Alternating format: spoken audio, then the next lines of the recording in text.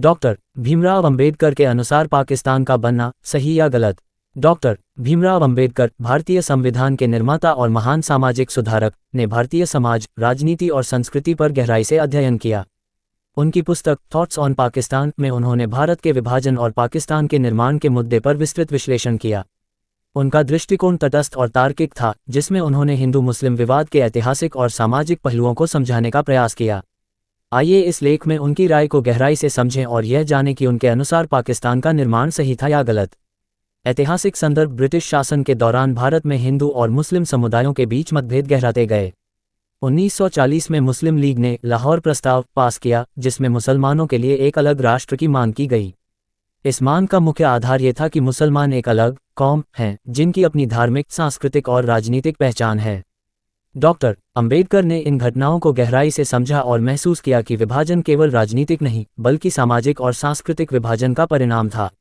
उन्होंने इस पर गहन अध्ययन करते हुए थॉट्स ऑन पाकिस्तान लिखी, जिसमें उन्होंने इस मुद्दे के हर पक्ष पर विचार किया।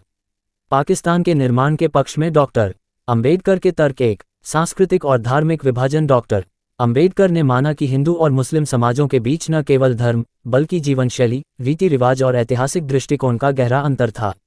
उनके अनुसार मुसलमान खुद को भारतीय समाज का हिस्सा नहीं मानते थे और उनकी प्राथमिक निष्ठा इस्लाम और मुस्लिम उम्मा सामुदायिकता के प्रति थी।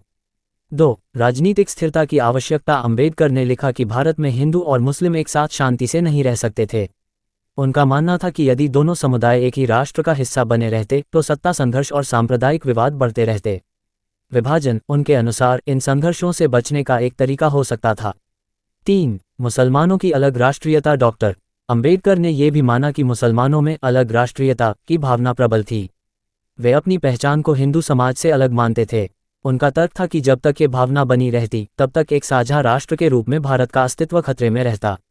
4. मुस्लिम लीग की मांग का तर्क। अंबेडकर ने मुस्लिम लीग द्वारा उठाई गई मांगों का विश्लेषण करते हुए कहा कि उनकी मांगें वास्तविक चिंताओं पर आधारित थीं। मुसलमानों को डर था कि स्वतंत्र भारत में वे बहुसंख्यक हिंदू समुदाय के अधीन हो जाएंगे और उनकी सांस्कृतिक और धार्मिक पहचान खतरे में पड़ जाएगी। पाकिस्तान के निर्माण के विरोध में डॉक्टर अंबेडकर के तर्क: 1. अल्पसंख्यकों की समस्या। अंबेडकर ने यह आशंका जताई कि विभाजन के बाद दोनों देशों में अल्पसंख्यकों की स्थिति खराब हो जाएगी। भारत में मुसलमान और पाकिस्तान में हिंदू और सिख अल्पसंख्यक बन जाएंगे, जिन्हें भेदभाव और हिंसा का सामना करना पड़ेगा। 2. सीमावर्ती संघर्ष और भविष्य के युद्ध। अंबेडकर ने भविष्यवाणी की थी कि भारत और पाकिस्तान के बीच शत्रुता समाप्त नहीं होगी। विभाजन से केवल भूगोल बदलेगा, लेकिन सांप्रदायिक और राजनीतिक तनाव जारी रहेगा। आज भारत और पाकिस्तान के बीच हुए कई युद्ध और सीमा विवाद उनके इस दृष्टिकोण को सही ठहराते हैं। 3. आर्थिक और भौगोलिक क्षति। विभाजन के कारण भारत का एक बड़ा भूभाग और आर्थिक संसाधन पाकिस्तान को चला गया। अंबेडकर ने यह भी लिखा कि इससे भारत की आर्थिक और भौगोलिक शक्ति कमजोर हो जाएगी, जिसका असर उसके विकास पर पड़ेगा। 4. विभाजन का समाधान स्थायी नहीं था। अंबेडकर का मानना था कि विभाजन केवल समस्याओं को एक नई सीमा में परिवर्तित करेगा। सांप्रदायिकता और सामाजिक असमानता जैसी समस्याएं जड़ से खत्म नहीं होंगी।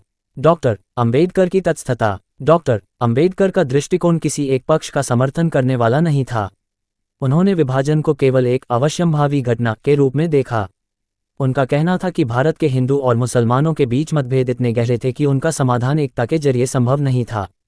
उन्होंने ये भी माना कि विभाजन एक आदर्श समाधान नहीं था, यह एक जरूरी बुराई थी जो तत्कालीन परिस्थितियों में एकमात्र विकल्प बन गई थी। अंबेडकर ने विभाजन के प्रति तटस्थ दृष्टिकोण रखते हुए यह तर्क दिया कि यह भविष्य में दोनों समुदायों के लिए बेहतर हो सकता है, लेकिन इसके परिणाम हमेशा जटिल और कठिन होंगे। विभाजन के बाद का परिदृश्य। डॉक्टर अंबेडकर की भविष्यवाणियां काफी हद तक सही साबित हुईं। भारत और पाकिस्तान के बीच 1947 के बाद कई युद्ध हुए और दोनों देशों के बीच तनाव आज भी जारी है। अल्पसंख्यकों के अधिकारों का सवाल आज भी एक बड़ा मुद्दा है। पाकिस्तान में हिंदू और सिख समुदायों की स्थिति और भारत में सांप्रदायिकता के मुद्दे इस बात को प्रमाणित करते हैं कि विभाजन ने नई समस्याएं उत्पन्न कर दीं। निष्कर्ष: डॉक्टर अंबेडकर ने पाकिस्तान के निर्माण को सही या गलत ठहराने के बजाय इसे यथार्थवादी दृष्टिकोण से देखा। उनके अनुसार ये निर्णय तत्कालीन परिस्थितियों में अपरिहार्य था, लेकिन इसे समस्या का समाधान नहीं माना जा सकता। उन्होंने दोनों देशों के लिए ये चेतावनी दी थी कि विभाजन के बावजूद सांप्रदायिकता और सामाजिक असमानता की समस्याएं बनी रहेंगी। डॉक्टर अंबेडकर का ये दृष्टिकोण हमें ये समझने में मदद करता है कि किसी भी ऐतिहासिक घटना को केवल सही या गलत के चश्मे से देखना पर्याप्त नहीं है।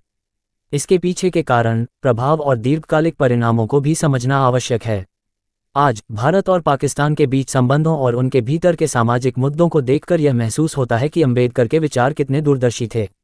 उनके विचार हमें ये सिखाते हैं कि किसी भी निर्णय को समझने के लिए केवल भावनाओं से नहीं, बल्कि तर्क और तथ्यों के आधार पर विश्लेषण करना चाहिए। सूचना सिर्फ मान्यताओं और जानकारियों पर आधारित है। यहाँ ये बताना जरूरी है कि यह मेरा वीडियो किसी भी तरह की मान्यता, जानकारी की पुष्टि नहीं करता है। किसी भी जानकारी या मान्यता को अमल में लाने से पहले संबंधित विशेषज्ञ से सलाह लें। धन्यवाद।